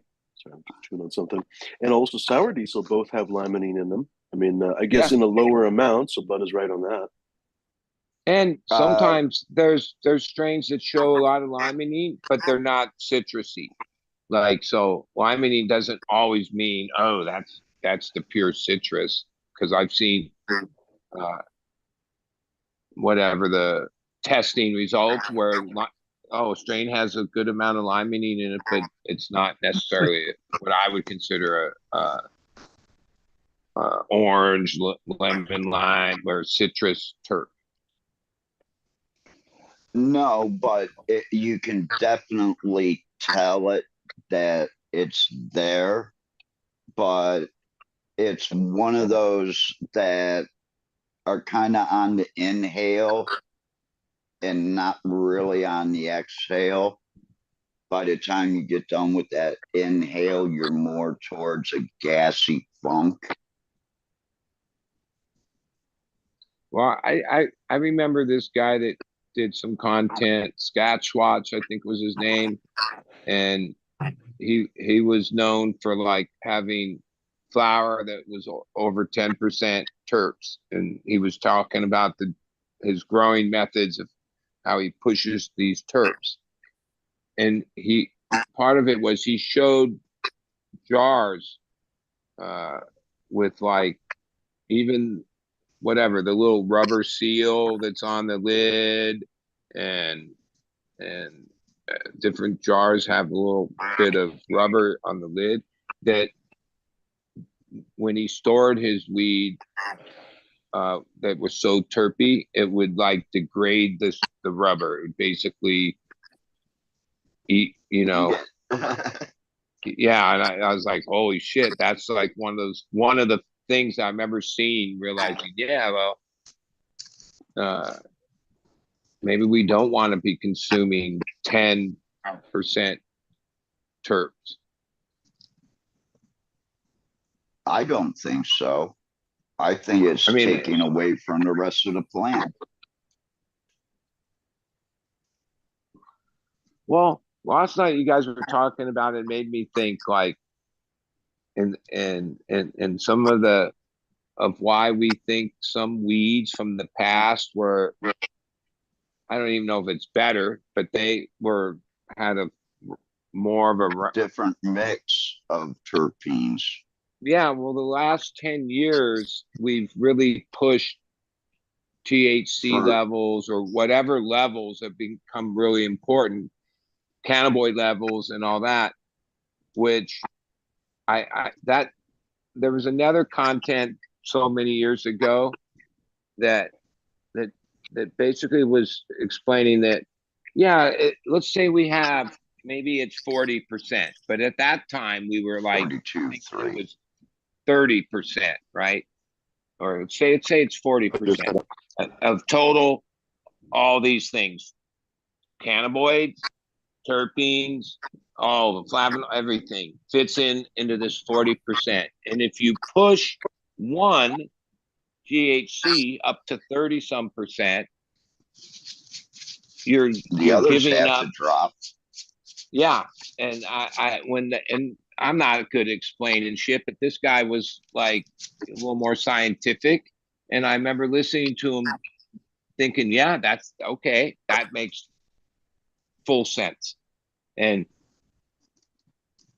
a lot of the times the weeds that we remember about from back in whatever, those ones were like 15 and 17%, under 20%, right? But if it was in that range, and grown really well, I mean, it was never like shitty was good. Then they had all these other things that over the last decade or so, we might be like breeding some of that shit out, or focusing on one thing and missing the effects of some minute things that we've left out, or just being squeezed out basically by trying to get high terpenes and high THC. We're losing, or squeezing out. We're not really losing them, but we're just predominantly focusing in on those two things, and that's maybe why weed's changing a little bit as far as the effects. Who knows? But Well, that's I my think, thoughts. when I smoke fruity weed, I get happy. It's an uplifting high. It's not really the high I look for, because I look for that narcotic high. But I think once we see more of the earth and the chemical and the fuel terps mixed with some of the fruitier terps, then we'll be all right. But then I also see where everybody's going to want to go back to that more narcotic high of 2 to 3 hours. That's what I'm seeing here in Thailand, is they're tired of a 20, 30-minute high, because every once in a while they come across a strain that does get them high for 2 to 3 hours. And they're like, I want that one. Well, yeah, everybody does.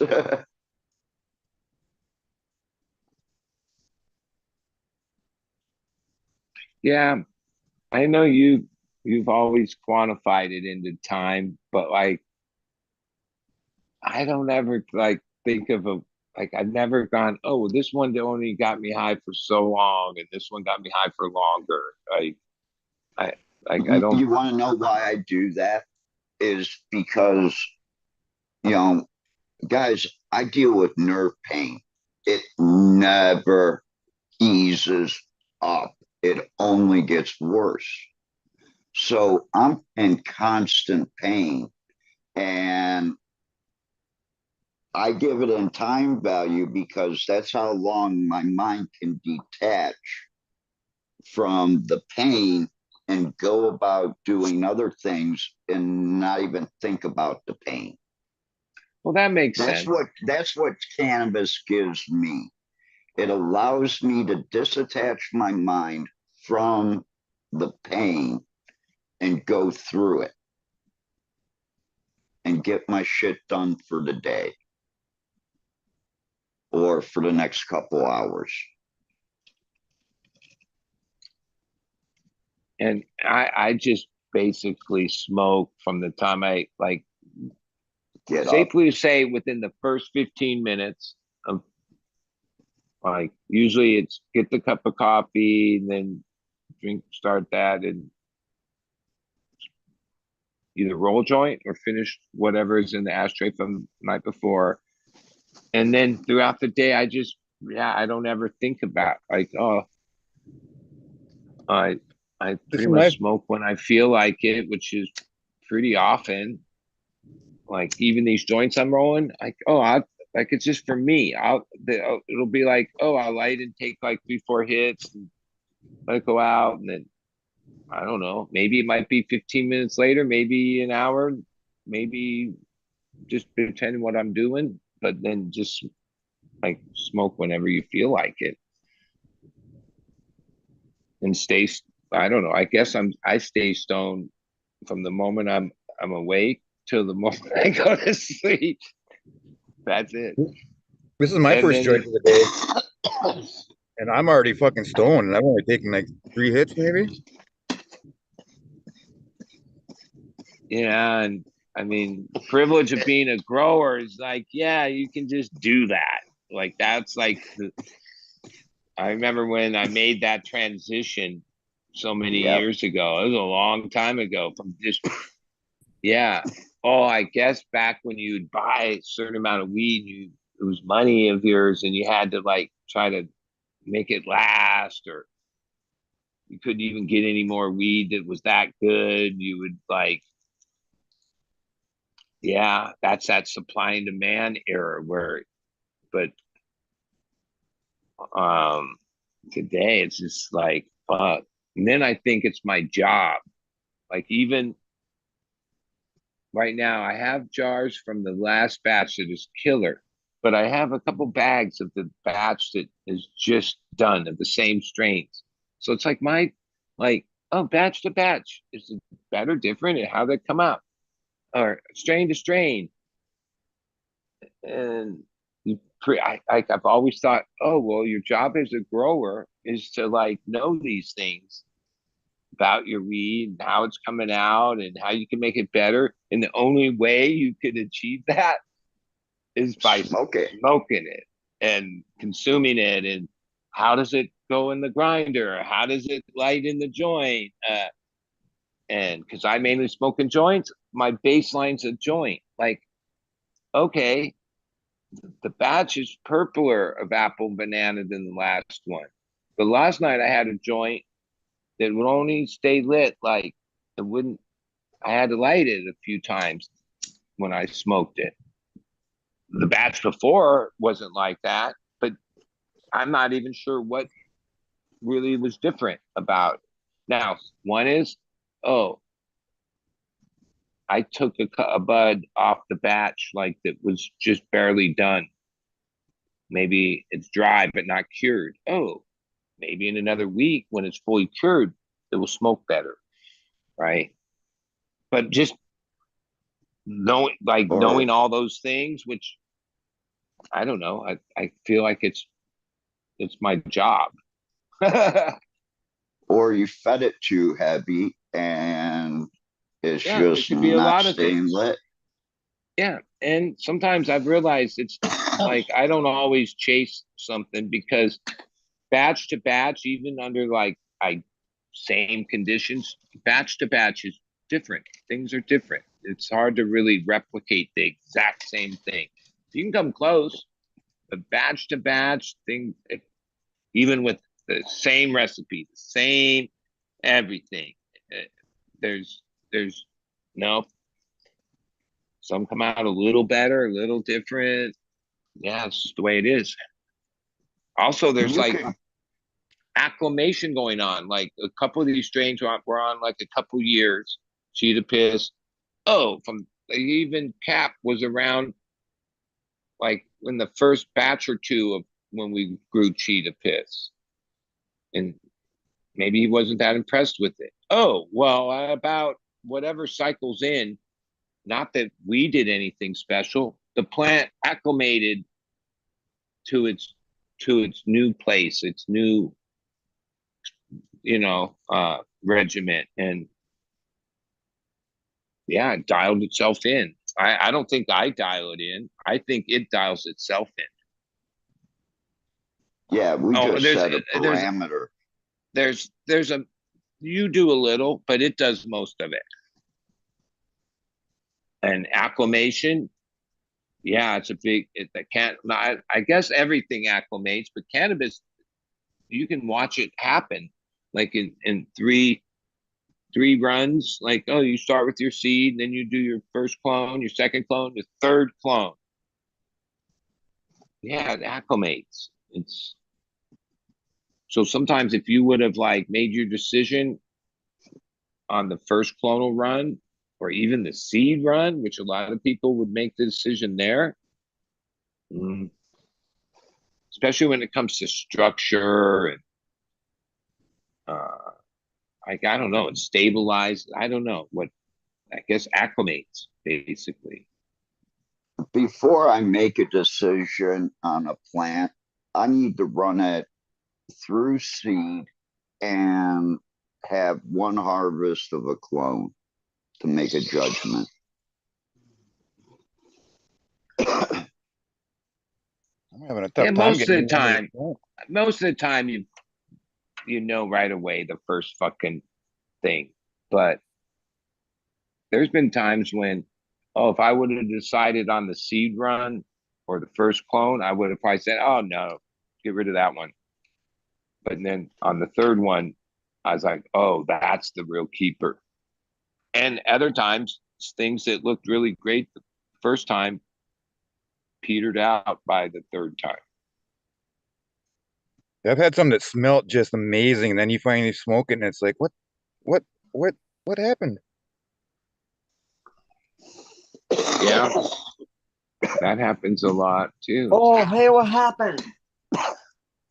Or I've had shit where I grew it, and then I didn't spend any, um, like I didn't cure it properly or dry it properly. I just kind of threw it out to the side, threw it in a box or something like that. And then I'll come back like a month later and I'll find it and it'll be crispy on the outside, but I'll smoke it. Like I've got one jar that was like that where um I didn't know what I don't know. In any case, it wasn't cured properly at all. It wasn't cured in a jar or anything. It was just I dried it on the line and it went into a fucking cardboard box for like a month. I smoked that shit and it's fucking got me just ripped. Huh, that's crazy. Wishing I would have known beforehand. I would have dried it or cured it correctly and everything, but Yeah. What it do? It's raining again. Well, I also know I like oh, it has to be dried. I'm not saying like wet weed, but I like smoke weed when it's fresh. Like, and there's a different high from the fresh. And sometimes if it's too fresh, oh yeah, maybe it's like a slight, tiny bit of like a frontal head ache can develop. That's when you know it's not quite dry all the way, Yeah, and it's still or got that kill or chlorophyll, whatever. got that But chlorophyll in there. but that when it's fresh, like I like it like that. And how I know that is like, yeah, at times I would, it wasn't even done, it hadn't even been trimmed, but it was close, and I would cut a bud and trim it myself and smoke it, and like on the fresh side. And I like weed that way, not like I would smoke the same stuff that was cured and stuff. It was good, and like, but there's like a sometimes there's a punch that you can get from the freshness.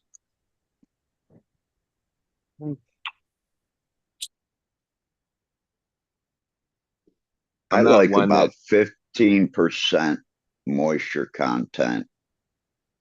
I don't smoke That anything more than like a month old.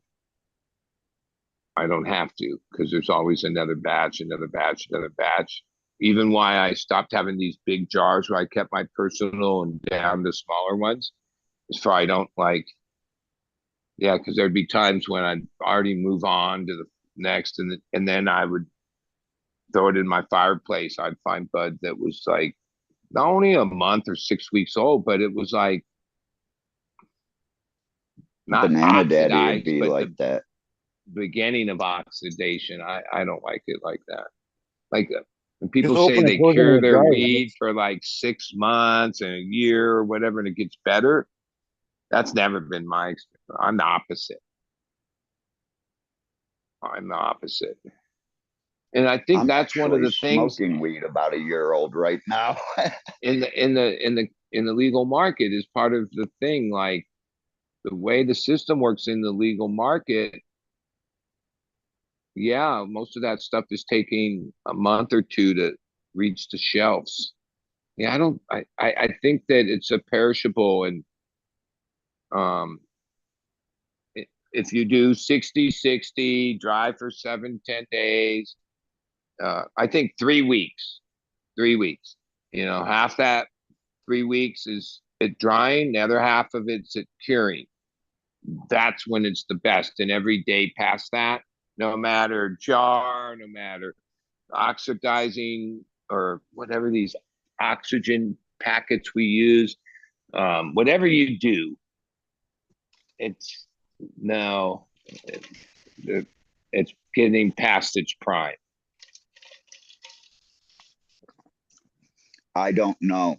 I disagree because cutting, drying, and then jarring my Death Star for 6 weeks. Wow.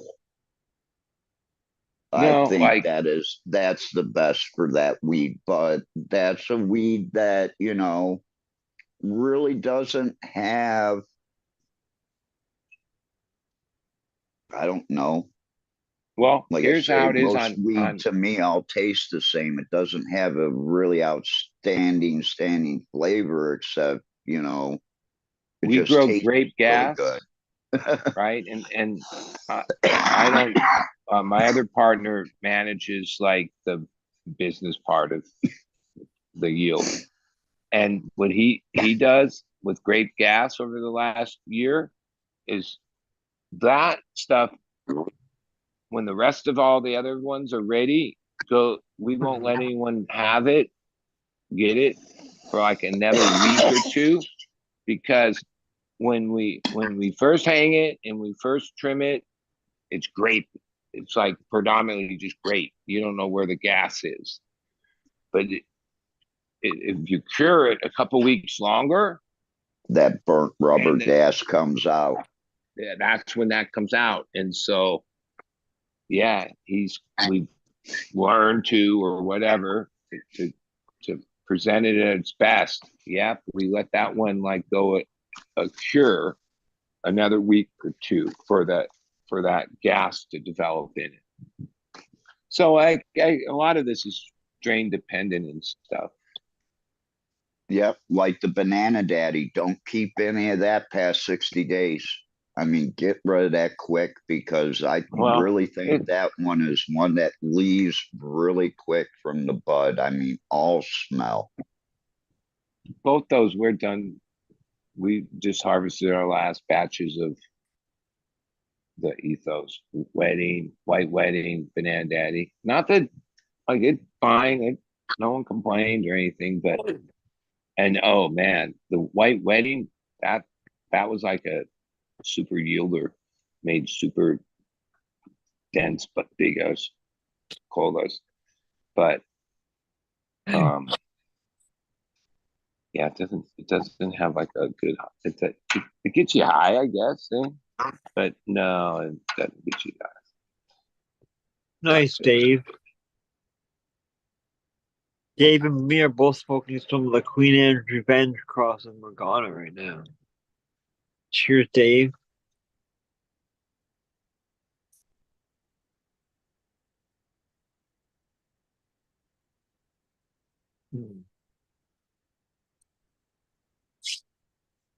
I can really smell the Morgana in this.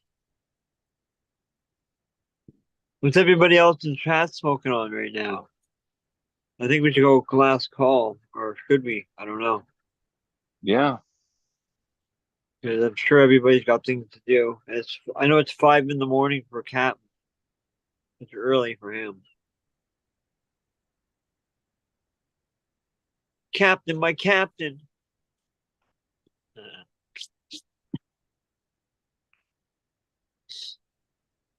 Smash, what are you doing? Smash is posting stuff on YouTube. Yeah, you should be on here, buddy. What's going on? I think I'm having a problem with my computer.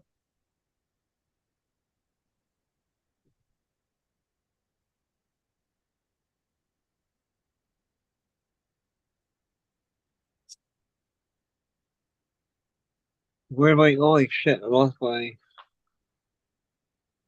destroyed.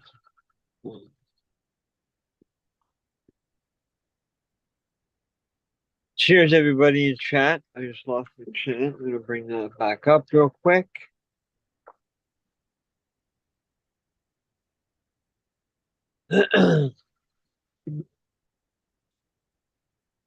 On you piece of shit.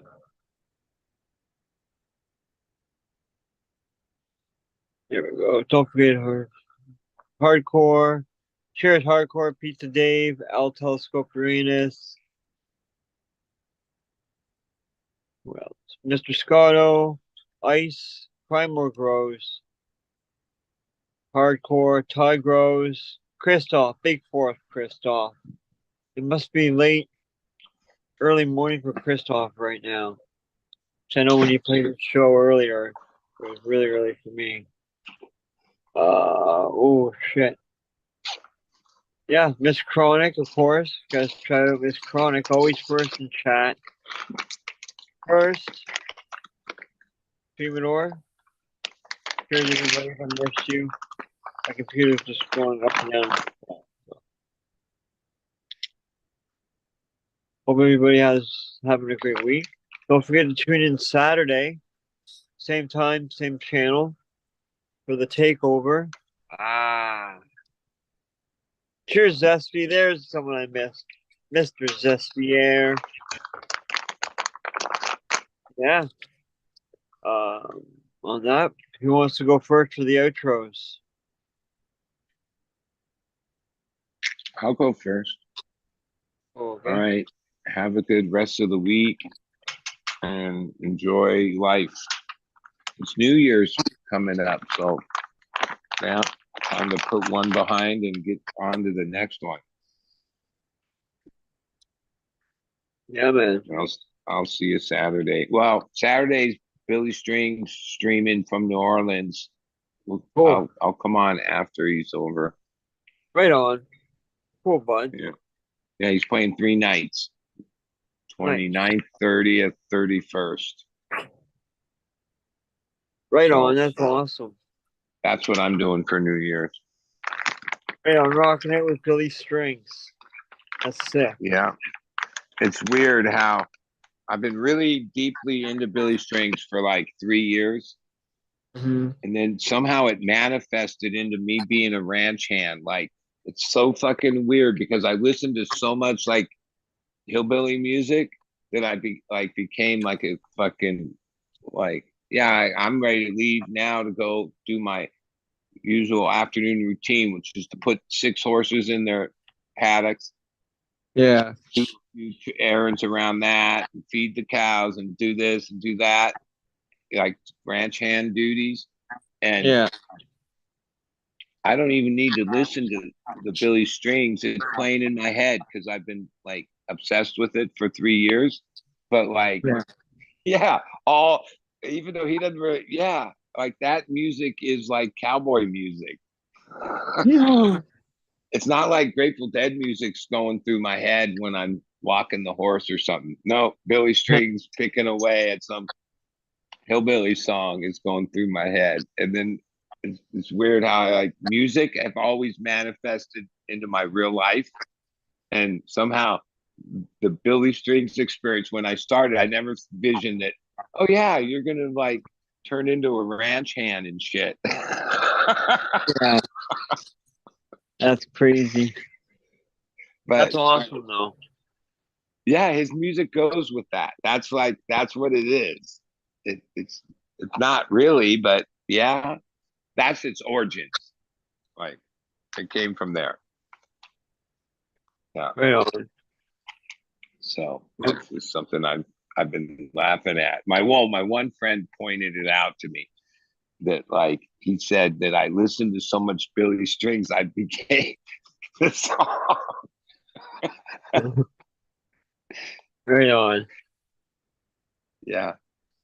Because some of my friends are like, what? Like they've come over because everybody loves animals and seen me in action. They're like, what the fuck, dude? Like you do all this? Like where did you like? Well, I've been taught a little bit, but like a couple of my friends are like, never imagined that that would be like something I'd be into. Like, cause that I wasn't that. Even though I live rural, I wasn't. I just lived rural. I wasn't actually in the muck, you know? Yeah. Yeah. Like, I don't know. It's a weird thing. Like, I remember I know people that are horse people, and the word that they would always say is like horses are majestic. And I never understood what they meant. Now I do. Yeah, they Like, sure are. yeah. My family, one side of the family is farming side. We'll see about that right now. So yeah, great. Well, right on, bud. Yeah, we'll see you Saturday after the All right, show. man. Have a good Enjoy one. Yeah, you too. Enjoy Billy Strings on Saturday. Yeah. Well, it starts on the 29th. Right on. Captain, maybe. My captain. Okay. Well, maybe we'll go to Oh, the. I'm fucking sitting here talking and it's muted, so everything I've said you guys probably haven't heard for a while. Maybe that's a good thing. But thanks, Steve, Fumi. Have a good one. Everybody out in chat, stay safe. Peace. Have a good day, Captain. Good morning. And with that, we'll do a quick infomercial. Please stand by for the station identification break. Ladies and gentlemen, be sure to go check out Fumadoro, fumesofgold.com for some awesome genetic preservation kits. At the moment, Fumador is still trying to catch up with orders, so if you have an order, please stand by. It's coming. He's just been trying to catch up with all his work since he's been back with all that horrible shit going on that he had to deal with earlier. So yeah, but anyways, go check out fumadoro.com. Get yourself some awesome seeds. And also, don't forget to go check out the merch page. There he is right there wearing the lemon Jeffrey. I have lemon Jeffrey on my mind now. He's wearing the Gapper tape, actually. It's his strain. There's also lots of other different shirts for men, women, to choose from, different colors. There's green, there's blue, there's orange, there's even this color right here, I call it fire engine red. And right, this is I'll just quickly scroll down and show you the shirt that I have. This is the actual shirt I have, the Lime River Rose, but in the camouflage color, which is an awesome strain, by the way. Go pick yourself up a pack of Lime River Rose seeds. They are friggin' amazing. And look at the price on these shirts. How many times have you looked at seed companies or uh, nutrients companies wanting to tell you t-shirts? 50, 60, 70 frickin' dollars for a damn t-shirt. Ridiculous. Humidor, no. $18.10 for a lot of his different things. Most of his shirts are 18.10. He has some hoodies as well, but he has mugs. And then this is the shirt the hoodie I'll be getting. Well, he's got wife beaters or muscle shirts, depending on what you call them. Like there's that shirt right there, that awesome hoodie. It's $31, not like $60, $80 for a damn hoodie. It says Team D on it. It says Brains, and it's the High Noon Safety Meeting shirt. Go pick yourself up some awesome merch. It's comfortable, it's cheap, and affordable.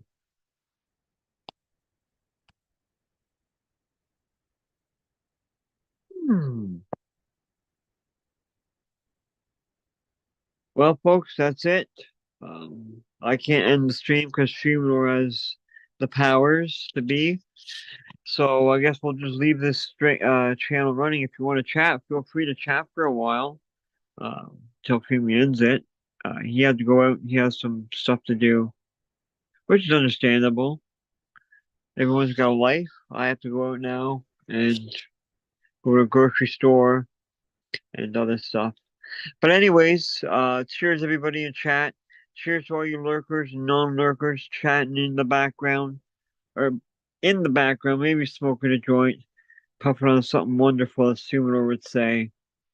Well, that's it. Be sure to check out humidor.com. Oh yeah, don't forget to use the coupon code BRAINS, BRAINZ. And that only works for his genetics. It will not work for the merch or Gage Green Genetics. Sure to get yourself some Gage Green Genetics, by the way. We'll have to get him back on the show. Cheers, Green Swingers, Beanstalk, Al, Nightbot. Like always, go fuck yourself. Skunk, Skunkage Glasswork. Who else is here? St. Pete Running, Scotto, Mr. Scotto, Cranbrook Rose, Al Telescope, Christoph, Big Fork, Mon Ami. I almost got on your show this morning, early this morning, but it was too early for me. Anyways, Zesty, Ice, Hardcore, Four Pizza Dave, you are a rock star, buddy. Mr. Hash Maker, an awesome hash maker, by the way, ladies and gentlemen. Ty Rose, everybody in chat, thank you for watching. And I'm going to end it now because I keep babbling and babbling and babbling. Don't forget check us out Saturday. 10 o'clock Eastern Standard Time, 7 o'clock Pacific for the takeover. Until then, everybody, don't forget, if your women don't find you handsome, at least find you handy. Keep your stick on the ice, eh? You bunch of hosers. Take off. See you Saturday, guys. Peace.